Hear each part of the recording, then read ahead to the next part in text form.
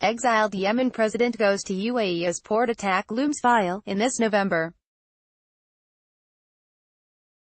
2015 file photo. The president of Yemen, Abed Rabo Mansour Hadi, participates in a summit of Arab and South American leaders in Riyadh, Saudi Arabia.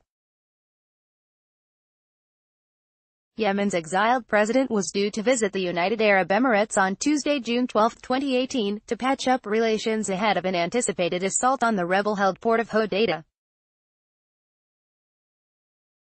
Hadi's trip to Abu Dhabi comes amid months of tensions between his forces and fighters backed by the UAE, which have clashed on a number of occasions. AP photo, Hassan Jamali, file, Dubai, United Arab Emirates. AP, Yemen's exiled president visited the United Arab Emirates to patch up relations ahead of an anticipated assault on the rebel-held port of Hodeidah. President Abed Rabo Mansour Hadi's trip to Abu Dhabi comes amid months of tensions between his forces and fighters backed by the UAE, which have clashed on a number of occasions. Both are part of the Saudi-led coalition that has been at war with Iran-allied Houthi rebels in Yemen since 2015. The two sides were also at odds over the recent deployment of UAE forces to the Yemen's Arabian Sea island of Socotra, a dispute mediated by Saudi officials. Hadi met with Abu Dhabi's powerful Crown Prince, Mohammed bin Zayed Al Nahyan late Tuesday, Emirati state media reported. Over 10,000 people have been killed in Yemen's civil war. The Saudi-led coalition has been criticized for its airstrikes killing civilians. Meanwhile, the UN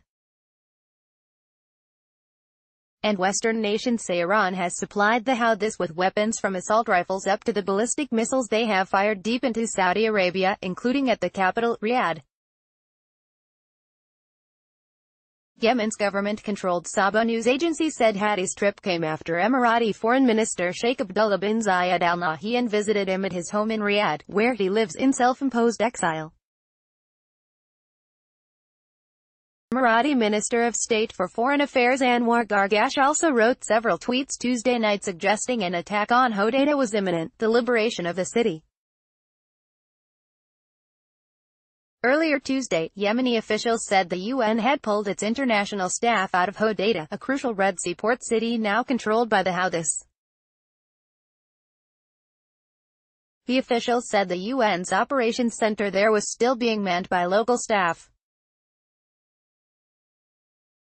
The port is some 150 kilometers 90 miles southwest of Sana'a, the rebel-held capital.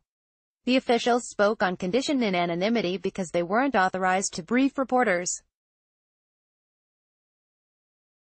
The aid group Oxfam said humanitarian organizations received warnings over the weekend for staff to evacuate Hodeidah by Tuesday ahead of an offensive.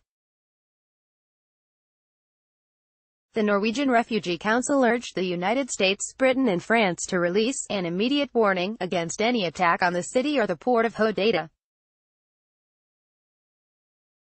It said troops backed by the Saudi-led coalition are now about 8 kilometers 5 miles from the rebel-held Hodeidah.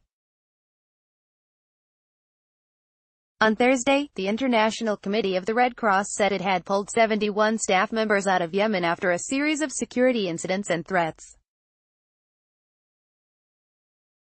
Before the war, over 70% of Yemen's food and fuel imports came through Hodeidah, accounting for over 40% of the nation's customs income.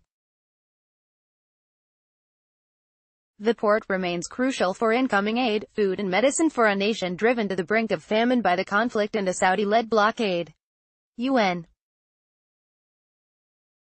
Secretary-General Antonio Guterres has said that UN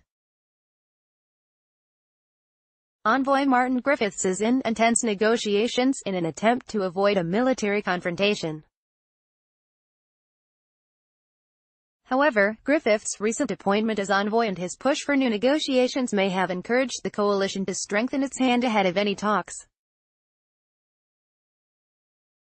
The U.S. has provided the coalition with logistical support, but it's unclear what position the Americans will take if the coalition launches a full-scale attack on Hodeidah.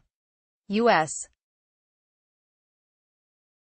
Secretary of State Mike Pompeo said Monday he spoke with Emirati officials and made clear our desire to address their security concerns while preserving the free flow of humanitarian aid and life-saving commercial imports.